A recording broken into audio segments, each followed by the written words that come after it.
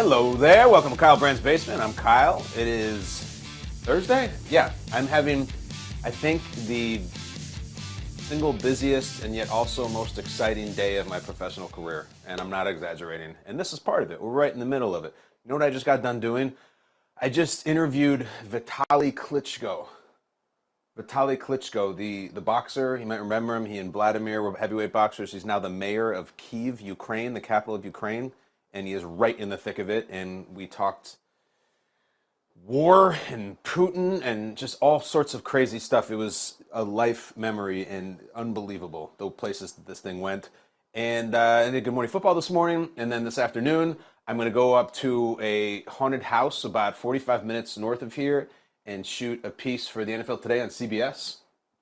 And it's going to be like which teams are scary and which are not. I'm trying very hard not to make these things be corny. You know, you see these kind of cringy weekend packages sometimes with like bad comedy and stuff. I'm trying my best. I really am trying to make it authentic and motivational and dry if I can. So we shoot that later. But right now we do Kyle Brandt's Basement.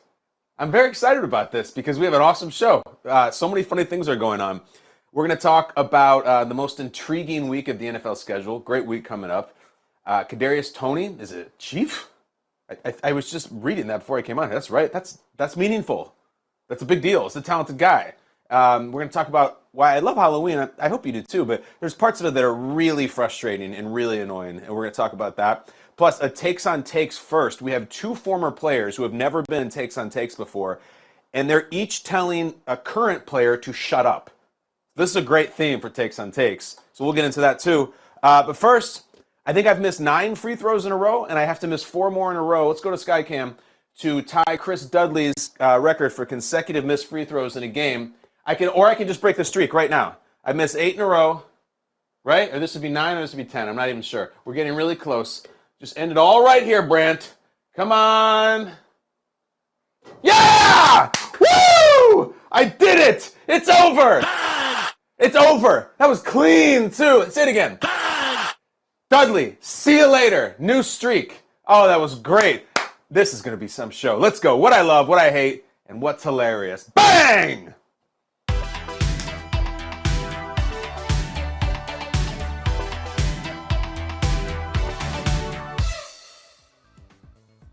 All right, you know me, I love weird NFL. I love new teams, new players, new coaches, unforeseen things. I don't like everything to be stock, where it's just the same teams and the same players year after year.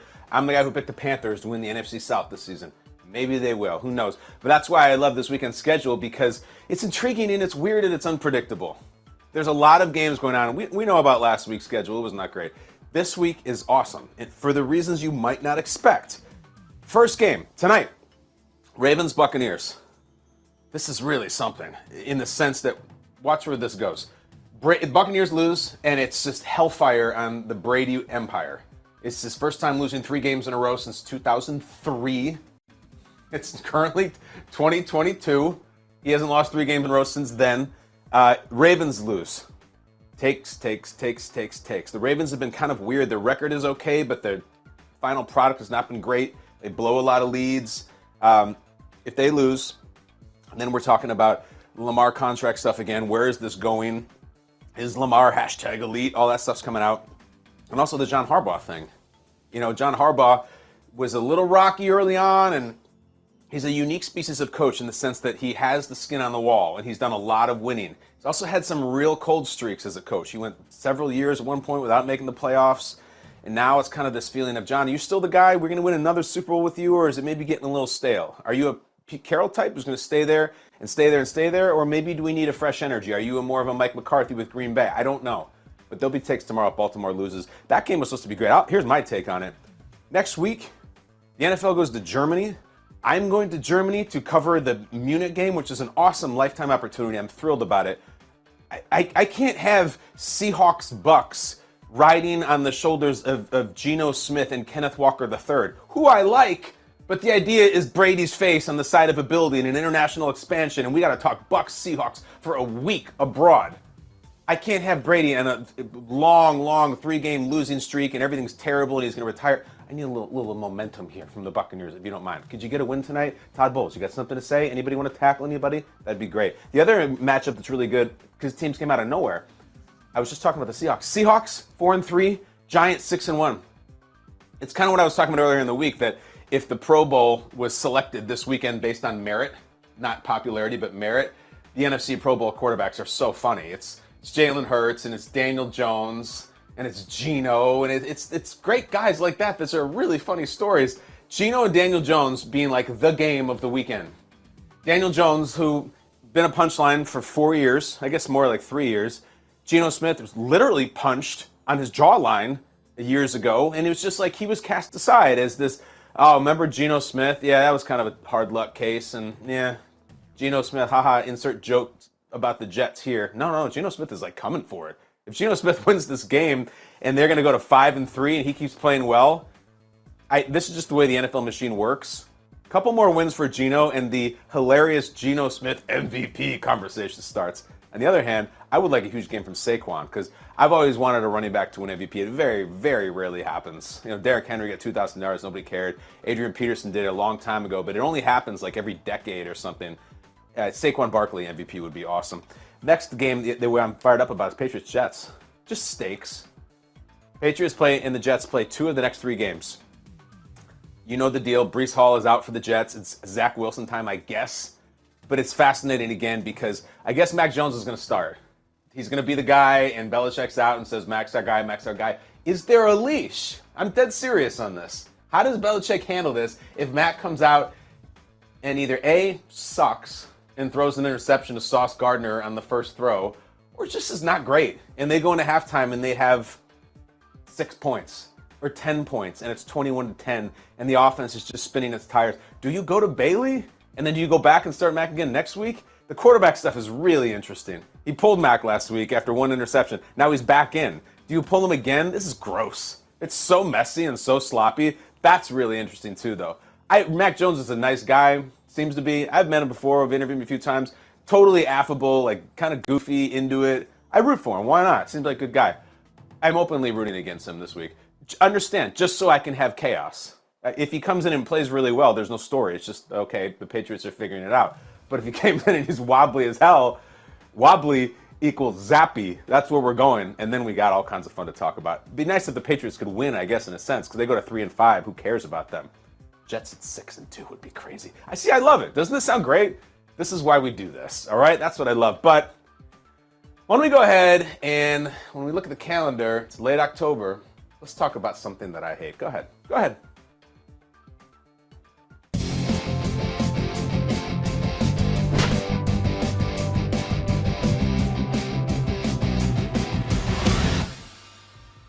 All right, Halloween week. Lots to love, especially if you got kids. It's really fun. There's an excitement. It's not quite Christmas excitement, but there is excitement. There's an energy. There's a juice. Leaves are changing, pumpkins are out, all that stuff. There's a couple things, though, that I hate about Halloween. One is just the constant, if you have a problem with portion control and willpower, I'm not good. If there's Laffy Taffy around, I'm eating 7 of them. I'm just going to sit there and eat 7. And if I'm really ashamed of it, I'm going to take the 7 wrappers, I'm not going to put them in the garbage can in the kitchen. No, I'm not. I'm going to open the garbage can in the kitchen. It's got one of those little pedals. I'm going to pull up a couple layers of garbage and then take said Laffy Taffy wrappers and put them under the garbage. It's kind of like a geology thing. You know how the Earth's got layers, and then you push it down like that. Not because your wife even cares. A little something in here called pride that gets affected. Dignity. You don't want to see your wife, even if you've been married for 12 years. You don't want your wife to see that you ate 7 Laffy Taffies on a Thursday afternoon. I've done it. I'll even go further. Never mind. We'll talk about that another time. I have to stay focused because here I live in the suburbs. Surprise. I know that shocks everybody. And it's all about, you put the decorations out. A lot of kids around. And you put your Halloween decorations however best suits you. We pushed it a little bit this year. We pushed it in the sense that we do have an inflatable, like a little fan, those things that sit up, because kids like it. We have the 3 like cartoon hitchhiker ghosts from the Haunted Mansion Disney. We like that stuff. But now we also have two skeletons, and I don't mean inflatable skeletons or cartoon ones, like plastic skeletons that you can buy at Target or whatever, full size, and they're sitting on these two Adirondack chairs and they're waving. Like, so you drive by, there's two skeletons. It's kind of silly. It's age appropriate for our kids. But there's been something that's always bothered me in this universe of yard decoration in late October. And it is the person who is just so extra, as they say with it, in that it's not so much about decorating for Halloween, and it certainly isn't about making it festive for the kids. It's about turning your property into a Saw movie. Have you ever seen one of these people? Maybe it's in your neighborhood or another neighborhood you visited in October, where they take it so far, it turns into a murder scene in their front yard. Like, it's not enough to have the pumpkins or the like little fake gravestones. There's bodies and blood and knives with blood, and not just ghosts and goblins. It's these creatures that half their faces melted off, and it's very scary. And what's scary in and of itself is seeing the monsters they have, but the real monster is the person who puts those in a front yard that he knows children are going to see. That's the guy who's scary. Because here's the way this works, especially if you have young kids. Let's say 5, 4, 3 even, just young. And you go out, it's so cute, and they got their little bucket or their pillowcase, and they got their, whatever the hell, their Paw Patrol costume or what, and you're going to the house by house, and then you're like, oh man, you know, Terry's house is at the end of the block. And you know Terry is this sick puppy who just brings out every spook and every specter and every ghost and every murder and it turns it into, it's almost like a morgue meets a graveyard meets a car accident. And it's disturbing because what's the worst part, it's not just the visuals that are kind of creepy. It's like a trap where you walk up the front porch, and let's say you dial it down on the front yard, so I'll give it a chance. There's now all those motion sensitive things, either by pure motion or even things that you step on, where when you walk by them, it's and it's the Jack in the Box. Your kid walks by that, and there's trauma, there's fear, there's crying, and it's like it's all in the name of fun, but it's not fun. This is not for the adults. This is not after hours. This is at 3 o'clock. You ever see that sweet little thing where the young kids come out early for like the AAA ball of trick-or-treating, and they do like 4 or 5 houses, and they're dressed up as a chicken or something cute like that? There's these motion-censored traps that scare them. Can't you is it not all right to just put a witch or a pumpkin even?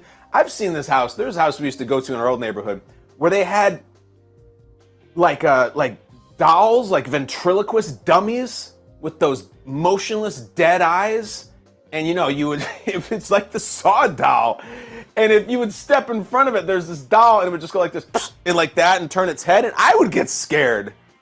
We were with my son at the time who was young, and once you're already up there, we were in like an unfamiliar block because we're starting to cover more ground, and we didn't know what we were getting into. I feel like I'm going through their house of horrors in the sense that, like, we just want a peanut butter cup, dude. I don't want to go through your Kevin McAllister death trap gauntlet that you've set up for me to A, avert my kid's eyes from seeing something that's going to disturb him, to B, actual physical scares that pop out of things. You ever go to these spirit Halloween stores, these pop-up stores?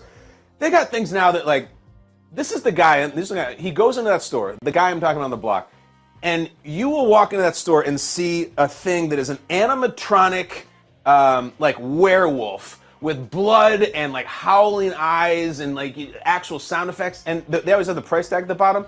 And it'll be, like, $4,800, like, $5,000. And you're like, who buys that thing?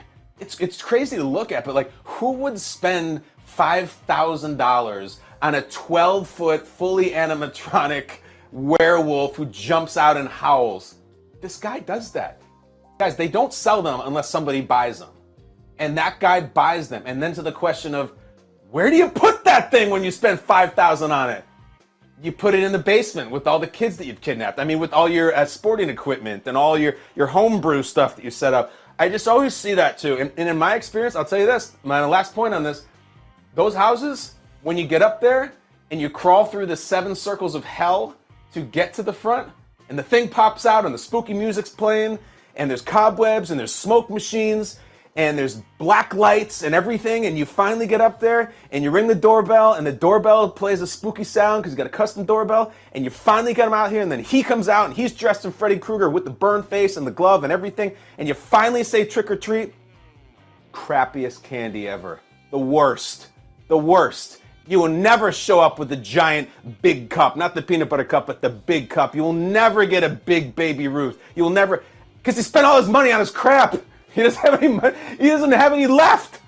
I have gone through that entire deal, like the scariest, most R-rated Halloween front yard you've ever seen. And I tell you, you get up there and it's like this little crappy bag of candy corn. And I'm even a candy corn guy, but I'm in the minority in that, I think. It's never worth it. And it's like, dude, this is not your personal day to get out your disgusting, macabre, almost S&M-ish type fetishes on the neighborhood. Keep that inside the house. You want to put a Wicked Witch out, some pumpkins, some skeletons, a black cat, great. But I don't need a surgeon conducting a lobotomy on someone because you think Halloween is cool. It's too much. It's the dark side, I get it. But like, there's scenes from The Exorcist going on your front walk, across from my front walk. It's too much. It's HOA stuff. It's what's the Nextdoor app? The Nextdoor app has a week right now on Halloween. I'll be on it, by the way. I keep talking about this. I gotta go. Just a half an hour ago, I swear, I was talking to a Ukrainian politician about war, and now we're talking about the Saw movies. We got to move on. Let's talk about what's hilarious. Let's go.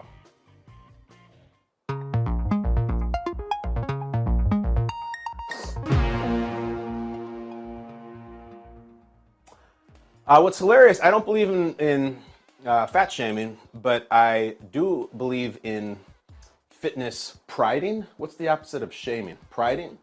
Giving someone credit. So we stumbled into this yesterday.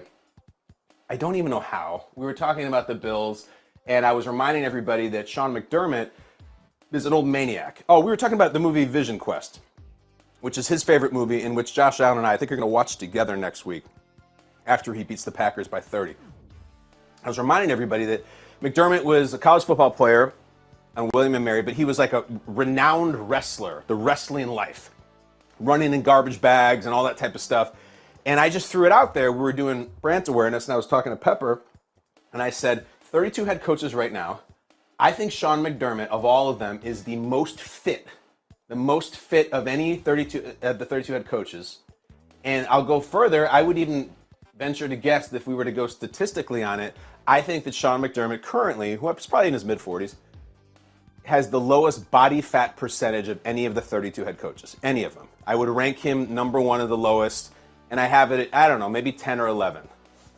You guys had thoughts on it.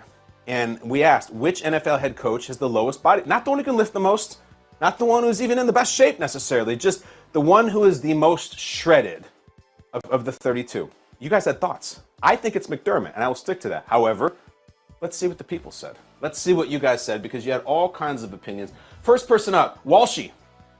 Walshy, who has a Roadhouse Twitter little avatar. Got my respect. Right boot. Got it. Walshy says, oh, it's definitely McDermott. It's definitely McDermott. Wrestler mentality. Mike McDaniel is like bacon. Thin, but fat. I had thrown out McDaniel, who we don't think of as an Adonis. He's his own kind of genius, but he doesn't have huge muscles. But he may be lowest in the body fat just because he seems to be a thin gentleman. But Walshy continues, McDaniel has the build of a mathlete. Okay, mathlete, like McDaniel does look very smart. If you were to do the central casting thing of like an 80's movie, the quote-unquote mathlete or nerd, it would look like Mike McDaniel. But I have a feeling he has an athletic side too. Mike McDaniel is definitely in the conversation for lowest body fat percentage. What else? Who's next? Mike Leeper. Mike Leeper says, I mean, Pete Carroll is old and skinny. Definitely not a lot of body fat there, LOL. Leaper, you're not off. You're not off at all. In fact, I'm going to do it right now. Hold on.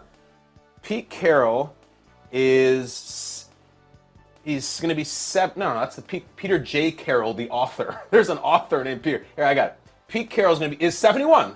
He turned 71 last month. And I completely agree. Remember there was the shot when they drafted DK Metcalf, and a lot of people passed on him. And when DK came in and his whole reputation was being so shredded, and the picture of he and A.J. Brown in college blew everybody away. When Pete Carroll met him for the first time, everyone had been laughing about the picture. Pete just straight up took his shirt off right in front of him and made a big joke out of it, which was funny. I checked him out, didn't you? Pete looks good, really good. And the fact that he's on the senior tour of the body fat percentage, pound for pound, so to speak, Pete might be the most impressive given his age and how thin and shredded he is. So Pete's in it. He's not the number one though. I still think you could bounce a quarter off McDermott's abs. Let's see what else though. Who else then? David, Phoenix Spartan 1 says, all right, yeah. Cliff Kingsbury has entered the chat. No, he tweets, Cliff is running away with this thing. Cliff's interesting because Cliff is tall and he is lean, and there's certain pictures online of him like at pool parties and stuff while he was a college coach, and he's just like a full shredded six-pack. Several years ago, I don't know if his relationship with Kyler Murray is leading him to stress eat. It would definitely lead me. I don't think those guys are best friends, or nor are ever going to be. Cliff's in the running. Cliff is a quarterback, as most people know. I feel like I highly doubt that Cliff was a high school wrestler, college wrestler, or anything like that. I don't know. His low. I still go to McDermott. McDermott is, I'm telling you, he works out in his driveway. He's twisted steel. I really do think that he keeps it up, and I think he's disciplined to keep it up. Next, Cliff Kingsbury. Anybody else with a lower body fat percentage than Sean McDermott? All right, this is interesting. It's just a picture. This is from TC.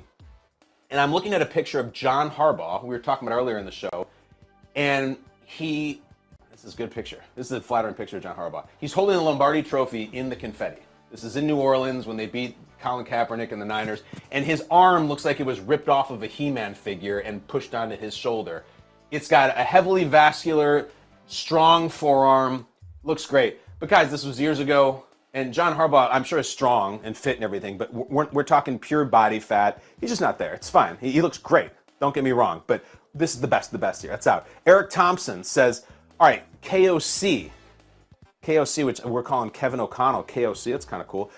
New Vikings coach, might have to be in the conversation. Tall plus skinny equals great BMI, body mass index. KOC is in the conversation. We just don't know enough about the man.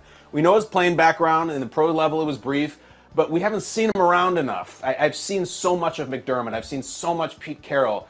Is he still getting it in? Can anybody with the Vikings confirm that KOC still works out? How's the diet? When he comes by the Vikings cafeteria, is it Caesar salad or is it cheesesteak? I'd like to know. KOC in the conversation, but can't confirm.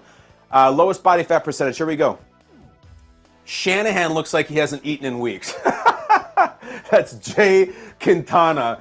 Yeah, Shanahan's in it too. This, college football player at Texas. He doesn't. That is funny to me. I've never thought of Kyle Shanahan like that. I usually just think of how he's tan and has a flat brim. He's into it, but I don't think he's getting necessarily the weight training that can also lower the body fat and the cardio. He just looks like he's stressed. Look, guys, Sean McDermott has a much more comfortable life right now this season than Kyle Shanahan. Kyle Shanahan risked everything to trade everything up in the draft to get a quarterback from North Dakota State who was totally unproven. And he comes in, he's kind of wonky last year, and then this year he breaks his ankle like in the first 5 minutes, and now he's got to go back to the dreamboat that he thought he was getting rid of. A lot of stress for Shanahan. The team's not great. They just got waxed by the Chiefs. I think maybe a little extra weight there. Any more? Or is it just McDermott in the runaway? Jordan Solis, Dan Campbell, Shirley. I hear you. Campbell's the most jacked. I think Campbell could definitely put up the most on the military press. I don't know around the belt area down there or in the inner thigh where the real body mass index starts to skyrocket. I know this about Dan Campbell. He eats a lot of sorbet. I read an article, I think it was maybe The Athletic, where he eats like 3 tubs of sorbet a night. He's just a fiend for it. That's not going to help. McDermott's definitely not doing that. So Campbell, the strongest, definitely. God, that team sucks, too. They just can't win a game. I was rooting so hard for Dan Campbell, and they're terrible. All right, Will Parkinson. That's a friend of mine. Turn on the Jets podcast. Just eyeball emojis, and I'm looking at Saleh. Damn, Saleh looks good. There's this picture of Saleh in this golf shirt, and he's got this gorgeous bicep. Gorgeous. And he looks lean in the front, strong up top. Just a large man. Saleh's a college tight end. And, McDermott's a college safety. I think by nature, Saleh's carrying it. He certainly weighs more than McDermott. He's a bigger man. So I think that's a great looking picture. I think Saleh is the best looking NFL head coach, but we'll move on. Any more? I have not heard anybody dethrone McDermott. That's it. All right. So this can continue for the generation. We should ask Sean McDermott this. I'm sure he'd be so flattered as he prepares for Sunday Night Football. Coach, do yourself a favor if you're bored or you're a Bills fan. Google Sean McDermott dips and pull-ups. He has the record still to this day. I think like the human record. We will not believe the numbers he did. I promise. We got to move on. I think it's time for Takes on Takes, and I'm told this is going to be a great one. As you know, I've never seen these clips, but let's get to it. Takes on Takes. Do you have ambitious hiring goals for the last quarter of 2022? With a powerful hiring partner, big goals are no big deal. You need Indeed.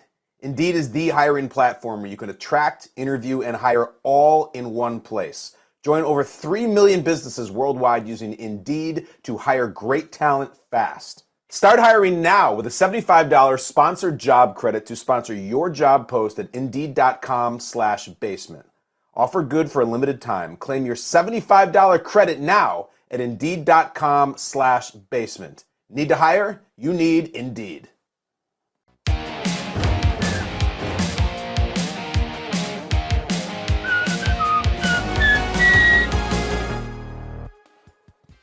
All right, friends, I got 5s. I have 10, which I've never used. I got 9 or 6 or whatever. And I have 2 combatants who enter the Takes on Takes arena. We're going to take one take from one of them, go against the other guy, and then we judge them, NBA dunk contest style, in 3 categories: delivery, creativity, and heat. Delivery, creativity, heat. And today we have 2 former players telling 2 current quarterbacks to shut up.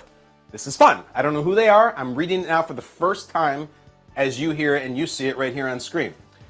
First up, okay, ESPN's Keyshawn, J. Will, and Max program gives us Keyshawn Johnson, number 1 overall pick to the New York Jets from USC.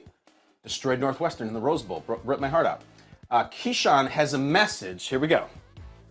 Apparently, Keyshawn saw the Russell Wilson doing high knees on the airplane story, and Keyshawn, making his Takes on Takes debut, had this to say. Stop with always telling somebody what you're doing and how you're doing it. Just be the quarterback of the team, man. Just do those sort of things. Because when I think about it, not like Russell. I like him a lot. I've interviewed him a bunch. I've been around him a bunch. But I don't need to hear that you worked out for 4 hours on a plane and you studied up the film and while everybody else was sleeping. Like, I don't need to hear those sort of things. It's not going to make me think, oh, God, you're doing everything right and nobody else is doing anything. They're just sitting on the plane and sleeping while you're so in tune with doing everything. Because what's going to happen, man, is the things that's happening to him now. People think he's phony. People think he's a phony. It's all an act. It's good, it's simple, it's clean, it's direct, and it's totally credible. It's tough, There's certain types of people. There's really 2 types. There's the one who does a lot of really hard work and just has to tell everybody about it. And then there's the one that does the same work and just says, I'm just going to keep it quiet. I'm just going to keep it silent. Go back and forth. I started the show today by talking about how hard I'm working and all these great things I'm doing. I don't know. I didn't do it to sound cool. I just thought it'd be kind of fun to share the content. I don't know if Russ feels the same way. I feel like he needs everybody to know that he did that. And that's why he did it in front of his teammates. And then if they weren't going to tell the media, you just say it. I'm sure there's been many, many players who have done things on planes to help their bodies or maintain their bodies, especially if you're flying all the way across to London. I don't remember one getting off the plane and immediately telling every media member who comes across them what they've been doing with it. That's just the Russ kind of thing. They show your work kind of guy, if you will. I like the Keyshawn take. I like the Keyshawn's in this segment. I like some fresh blood. I wish I could give him a higher score, but it was just kind of a cool conversational take. It wasn't something crazy over the top. It wasn't funny, nor was he trying to be funny. It was just honest and pure. And so I'm going to give him like a clean 6. All right? Key, I'm a fan of yours. I hope you're back in this segment. And he will bring the fire often. This was just real talk. It was just stop doing that. Just play quarterback. No one needs to hear it. And I like Russell, but no one needs to hear it. Stop playing. It's good. It's really good. It was 6. So all this person has to do is beat a 6. And again, you guys watching right now, I'm going to see it for the first time. ESPN's Get Up. Chris Canty. All right. Chris Canty. I know Chris a little bit. He has a message. Now he needs to beat a 6. He needs a 7 to beat Keyshawn. But Chris Canty, former defensive lineman, Giants, Ravens, really cool face mask. He has a message for Aaron Rodgers. Go ahead, Chris. I feel like Aaron Rodgers should take his own advice, man. Stop talking. I'm tired of hearing you talk. And if I'm tired of hearing you talk, I'm sure the guys in the locker room damn sure tired of hearing you talk. And the fact that you point out guys that are making mistakes, maybe they need to fix those mistakes. And if not, we need to get somebody else in there. Gee, the one thing I don't hear is any accountability on Aaron Rodgers' part. He's not saying we, he's saying they. And when you separate yourself from your teammates, that's never a good place to be in, especially when you're the quarterback, because that's a leadership position by nature. And Aaron Rodgers, there's a lot of improvement that even he can make as the back-to-back MVP. When his offensive line wins all of their blocks on pass plays, Aaron Rodgers' QBR ranks 22nd in the National Football League. You're exacerbating the issue by making it public. And G, this is the second week in a row where we've seen Aaron Rodgers challenge the authority of Matt LaFleur. A couple of weeks ago, it was we need to simplify the offense. What did Matt LaFleur say? I don't even know what that means. This week, he's talking about we need to cut back on guys' playing times that are making mistakes. I'm sorry, are you the quarterback or are you the head coach? Do your damn job, and then we can go from there. That's good. That's really good. And again, he's not doing shtick. He's not trying to be funny. He's just bringing heat. The delivery was excellent. Really good. I gave him high points for delivery. Not trying to be funny. I don't know if it was terribly original, but I just don't really care. I just like that. I found that compelling. When he hit us, the surprise of that is, you know how much in this segment, how much I like the produced research nuggets. I just love them. I think they're hilarious. Certainly someone went to Chris, or Chris did it himself. I'm not trying to put him down. I know it's hard. The researchers are there for a reason. They give you this stuff. They give it to me.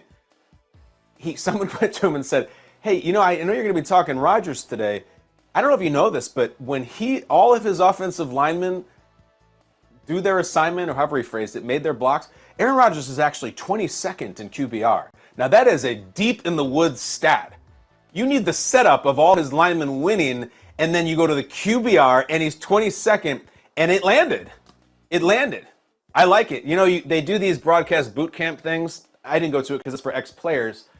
But they always try to tell you, I think to a fault, to back up your point with a statistic, which that's not how I do it, but that's how they're classically trained. These ex-players who want to get into broadcasting, it is come out strong with your opinion and then back it up with a statistic and try to add a personal story from your career.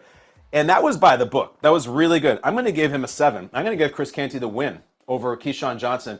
He was more passionate than Keyshawn. He had the statistic to back it up, which you don't need, but is nice. And I think he was a little more aggressive. He didn't bother to temper the take a little bit, which what Keyshawn did is Chris Canty didn't say, no, I like Aaron Rodgers. I've interviewed him before many times. No, none of that. That waters the take down, Keyshawn, and I get it. It also feels like a little bit like you're covering your tracks, like in case this player sees this, like I'm not really coming for him and we're still guys and everything, but like that's why Chris Canty gets a 7. 7 is a really good debut. It's really good. Fred never been on the segment before. Canty's been in the media for years. He knows the league inside and out. I liked that. Everybody's doing Aaron Rodgers' take. He did it seamlessly, passionately, statistically, and victoriously. Chris Canty wins takes with his take on Aaron Rodgers. We all win when Pepper comes in here. Pepper, let's do some Brandt awareness.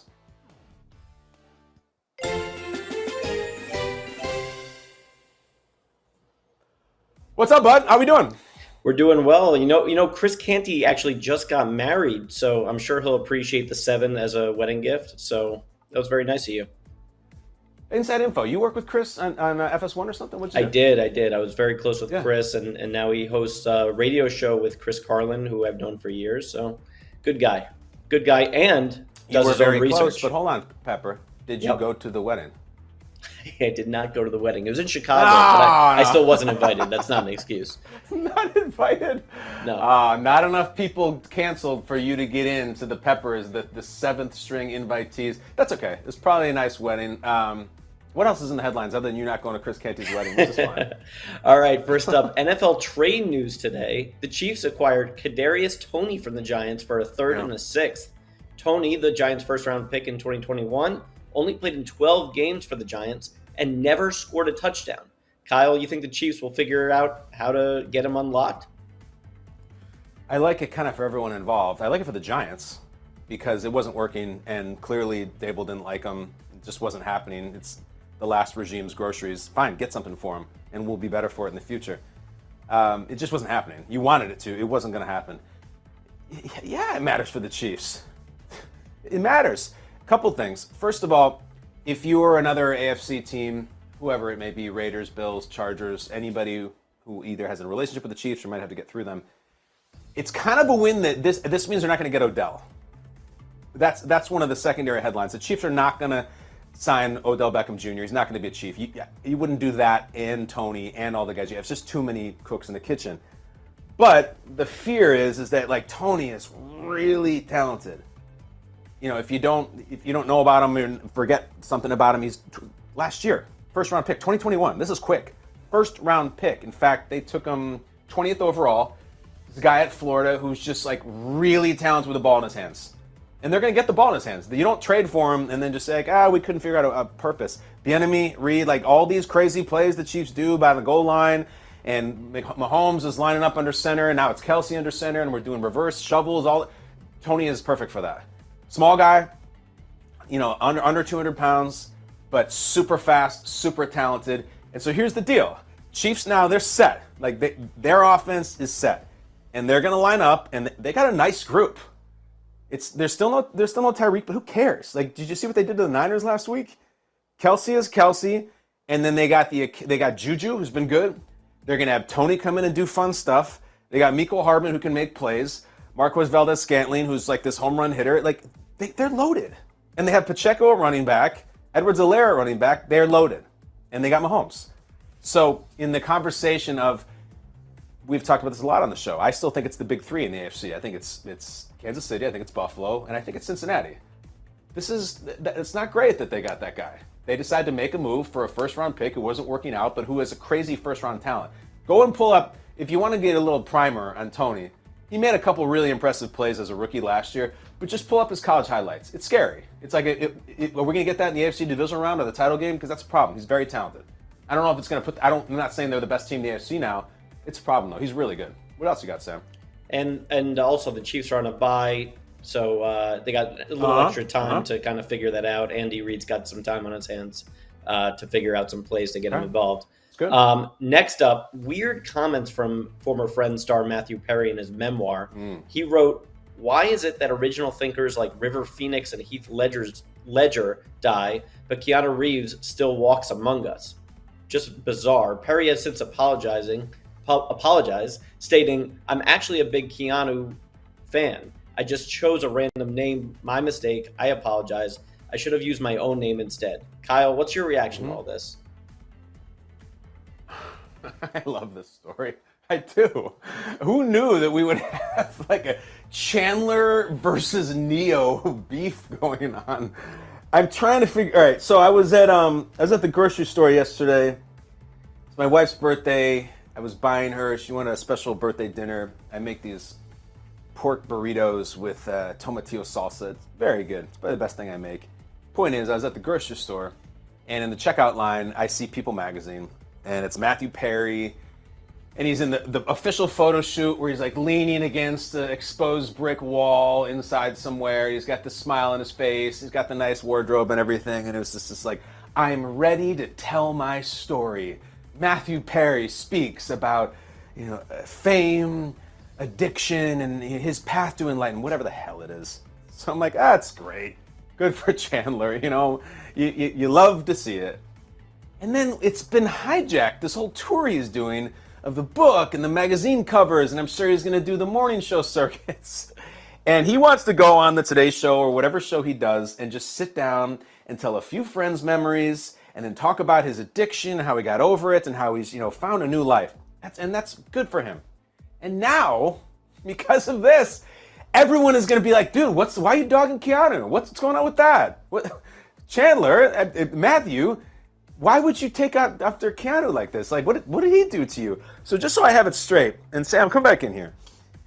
Years ago, all right, so he's half right. So he says, River Phoenix and Heath Ledger, they're taken from us, and that's terrible. And, okay, just stop there. But then he reaches for this sucker punch to Keanu Reeves and just says, and he's still alive? So my first reaction was, all right, well, there's obviously beef there. They run in many of the same circles, maybe, especially back in the 90s.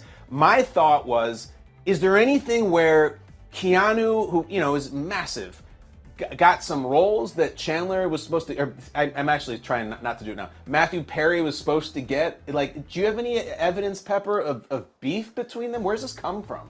No, the whole staff looked for that, and there really was nothing. And this wasn't the only, he apologized just for this, but this wasn't the only occurrence of it in the memoir.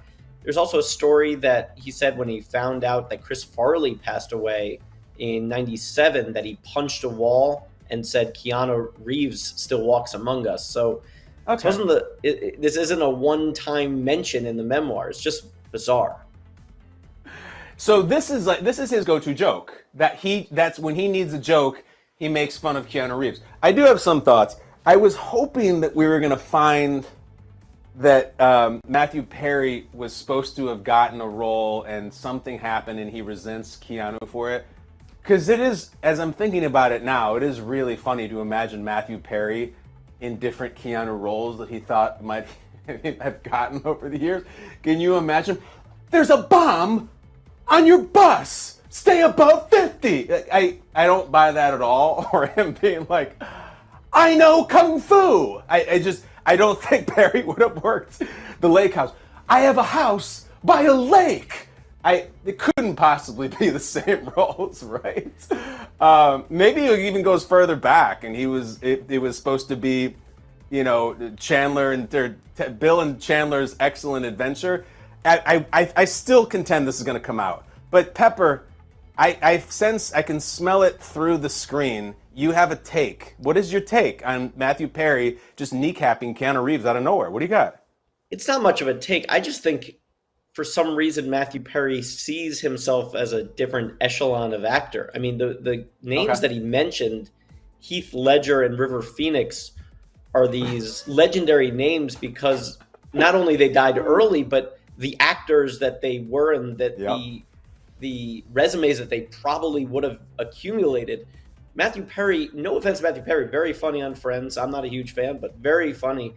But he is not at that level. And I know Keanu was made fun of a lot, but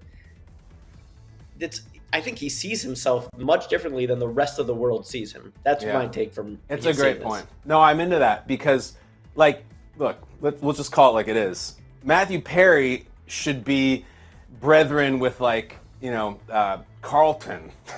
Exactly. J.J. Walker, they're really well-liked sitcom characters who maybe did some movies or something.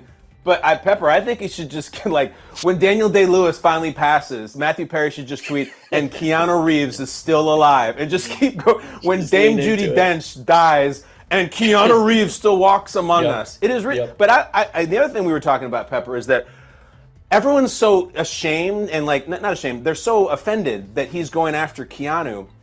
Let's not forget, there was a time that everyone went after Keanu, and he was a joke. He was a punchline. There are Family Guy sketches in which Keanu Reeves walks on a set and a bird comes up and starts doing the woodpecker thing on his head because everyone makes fun of him. What happened is, and my take is this, stories got out through the Matrix era that he was the greatest person ever, and that Keanu reportedly gave tons and tons, offensive amounts of money to the crew members of the Matrix, just millions and millions. And those stories got out. Keanu Reeves, I think, has never said anything bad about anybody ever. He's just generally, certainly eccentric, but kind of weird guy. And I'll tell you the other thing that changed. John Wick changed everything for Keanu.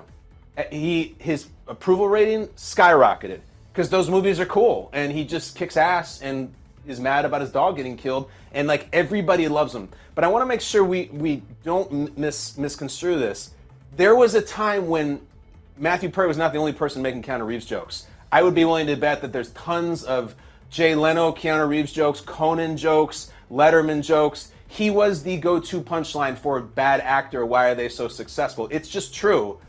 But it's weird now that it's coming out from Matthew Perry, like, who does what he does. It would be like me doing what I do, like, just like we have someone in sports media dies, and I go, yeah, and Nick Wright still gets to be on TV. I would never do that. I like Nick. Or like Dan Orlovsky still walks among us, and this person, it would be outrageous.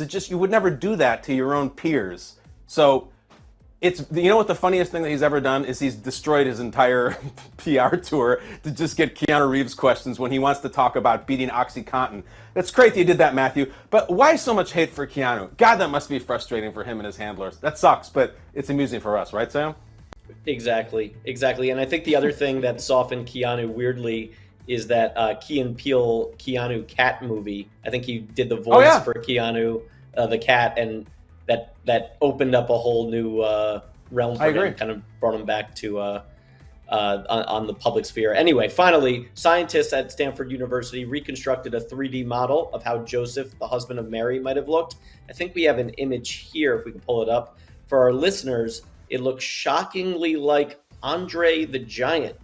Kyle, are you surprised by this? No, this is a joke. This is not real. I listen. Everybody's hilarious on the internet now. Even if it wasn't a joke, it's at some point when the thing was finishing up, guys, this is in the United States. This is Stanford. This is not some university like in another part of the world who may not be familiar with Andre. It's also not undergraduates who were too young for Andre. Scientists. Even if they aren't making a joke, at some point when they were starting to wrap this up, no one said, guys, I gotta be honest, I'll just say it. I know we're all thinking it. Doesn't this look a lot like Andre the Giant? Oh, thank God you said it. It's all I've been thinking about since we started working on his chin. We have to change this. This is so stupid. That's what Joseph looked like? Joseph was managed by Bobby the Brain Heenan? What did Judas look like? Ted DiBiase? Come on. I would love to see their actual statue of Jesus and it comes out, it's just Hulk Hogan. What are these guys doing? I think this is a joke or a prank or something, because even if you finish the whole thing, and this is important work, I guess, this is what these people are trying to do. I guess we need to see what Joseph looks like. But they're scientists, so they've been educated and they're working really hard, and they're at Stanford and they're representing a really important university. Even if they finished it and they're like, God, I'm so proud of this. Look at it, there he is. You have to redo it, because all anyone is ever going to do is laugh at your work. Who among us saw that and didn't think of Andre the Giant? If you didn't think of Andre the Giant when you saw that, you don't know who Andre the Giant is. It might as well just be a photograph of him. It's not even like approaching a resemblance to him, or like, yeah, I can see it. It looks like not his twin. It looks like a picture of Andre the Giant. I saw that. I had the funniest experience, Sam, when I saw this, is that it came up in a tweet, right?